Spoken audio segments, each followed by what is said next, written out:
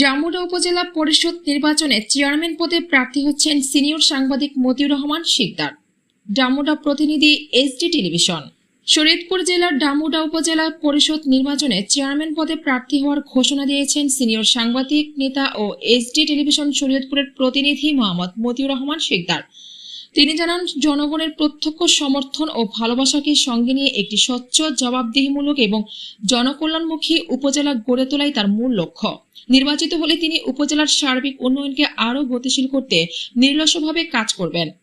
মতিউর রহমান শিকদার বলেন, শিক্ষা, স্বাস্থ্যসেবা, যোগাযোগ ও অবকাঠামো উন্নয়ন, কৃষির আধুনিকায়ন, কর্মসংস্থান সৃষ্টি এবং যুব সমাজকে দক্ষ মানব সম্পদ হিসেবে গড়ে তোলার বিষয়ে তিনি বিশেষ গুরুত্ব দেবেন। পাশাপাশি মাদক, সন্ত্রাস ও দুর্নীতিমুক্ত একটি নিরাপদ ও উন্নত ডামুডা উপজেলা গঠনে স্থানীয় জনগণকে সঙ্গে নিয়ে কাজ করার অঙ্গীকার ব্যক্ত করেন।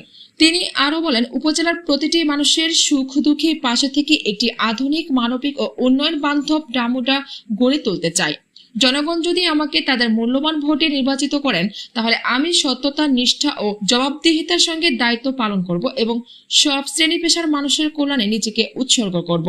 স্থানীয় সচেতন মহলের মতে, দীর্ঘদিনের সাংবাদিকতা জীবনে মতিউর রহমান শিকদার সাধারণ মানুষের সমস্যা, অধিকার ও উন্নয়নের বিষয়গুলো গণমাধ্যমে তুলে ধরেছেন। ফলে তার নির্বাচনকে, অংশগ্রহণকে অনেকেই ইতিবাচকভাবে দেখছেন।